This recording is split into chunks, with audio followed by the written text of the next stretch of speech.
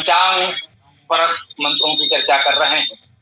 वैदिक ज्योतिष पंचांग संबंधी मंत्रों पर चर्चा चल रही है। तो आज हम लोग वैदिक ऋतु संबंधी एक मंत्र पर बात करेंगे। ये सामवेद का मंत्र 616 है। सामवेद अध्याय 6 सूक्त 4 मंत्र 2। सामवेद में सामान्यतः मंत्रों को अभिकर संख्या दी गई है 1 से 1875 तक। तो उस क्रम में ये मंत्र 616 है सामवेद में। और वैसे देखें तो सामवेद अध्याय 6 सूक्त 4 मंत्र 2 तो देख सकते हैं। इस मंत्र को संभवतः हम लोगों ने इसीलिए लिया है। इस सामवेद में भी ऋतुओं की बात आई थी तो हुआ कि भाई सामवेद की बात भी कर लें। सभी वेदों में चर्चा आई ही है। एक मंत्र सामवेद का भी ले लिया गया। ऋतुओं की बात अन्य मंत्रों में भी आई है, आगे हम करेंगे। तो आज एक छोटा सा मंत्र सामवेद का हम लोग समझने का प्रयास करते हैं।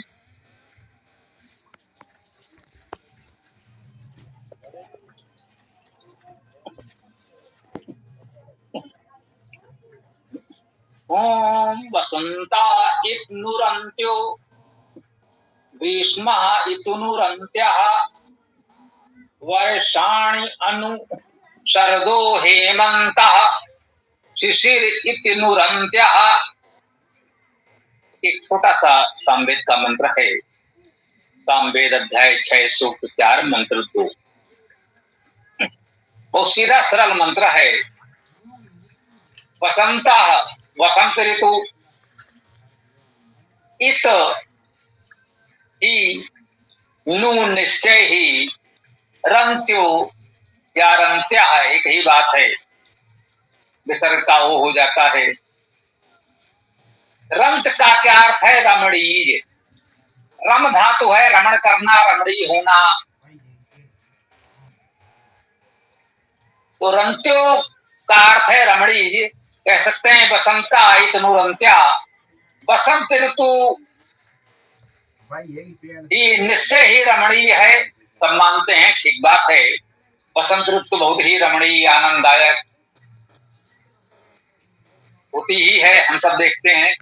आगे कहते हैं ग्रीष्मा इतनुरंत्या। जैसे कहा बसंता इतनुरंत्या कि बसंत निश्चय ही रमणीय है, तो ग्रीष्मा इतनुरंत्या, ग्रीष्म ऋतु भी रमणीय है। ग्रीष्म ऋतु भी निश्चय ही रमणीय है।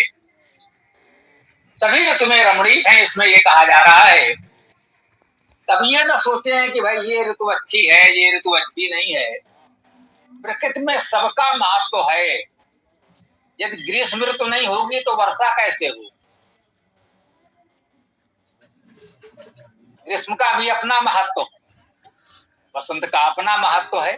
वसंत मध्यवर्ती ऋतु है, न शीत न ग्रीष्म, इसलिए वो आनंददायक है।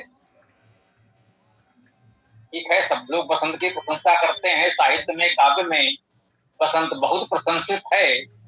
परंतु ये वेद है, केवल भावनात्मक रूप से नहीं, हमें उसके महत्व को भी समझना है।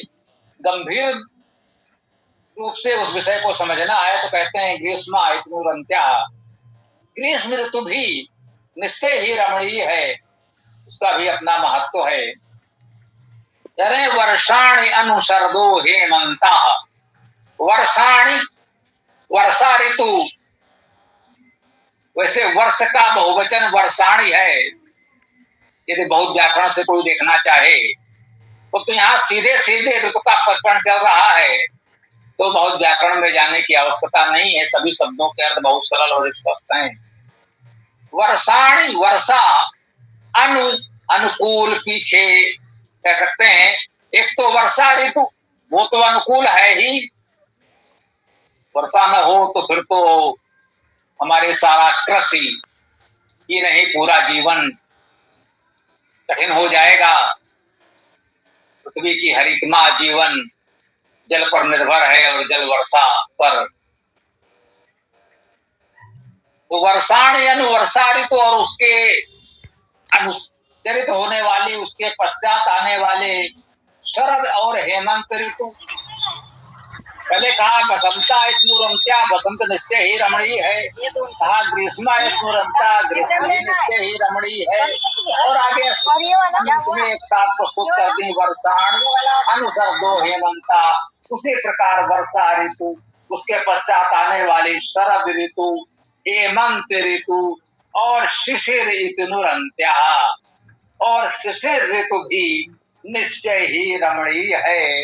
इस छोटे से मंत्र में सभी 6 ऋतुओं का उल्लेख कर दिया गया और एक ही बात बताई गई, ये सभी ऋतुएं रमणीय हैं। कभी ऐसा न सोचें कि ये ऋतु अच्छी है, ये ऋतु नहीं है, इस ऋतु में ये कठिनाइयां हैं, ये समस्याएं हैं। सो तो सभी ऋतुओं में कुछ समस्याएं हैं, कुछ सुविधाएं हैं। ये सभी ऋतुओं में है, परंतु मानव जीवन के लिए सभी ऋतुओं का अपना अपना महत्व है, सबकी अपनी अपनी उपयोगिता है। इसलिए वेद ने इस एक मंत्र में ही बता दिया कि सभी ऋतुएं रमणीय हैं। प्रकृति का समादर करें, पूरी प्रकृति हमारे लिए अनुकूल है, सुविधाजनक है। और जो भी ऋतु चक्र है वो हमारे लिए लाभदायक है, उपयोगी है। सभी ऋतुओं को हम जाने समझें, उस ऋतु के अनुकूल आचरण करें तो सभी ऋतु हमारे लिए रमणीय हो, आनंददायक हो। ये सुंदर भाव जानकारी इस सामवेद के मंत्र में हमको दी गई है। हम अपनी बात मंत्र की चर्चा यहीं विराम दे सकते हैं। मंत्र बहुत सरल है, व्याख्यान तो कोई बिना विषय के भी घंटों दे सकता है, लेकिन इस मंत्र की व्याख्या की बहुत अधिक आवश्यकता मुझे नहीं लगी, तो मैंने इसको यहीं विराम दिया। आगे आप लोगों का जो भी प्रश्न विचार हो इस मंत्र के संदर्भ में या सनातन धर्म के संदर्भ में और भी कोई भी प्रश्न आदि हो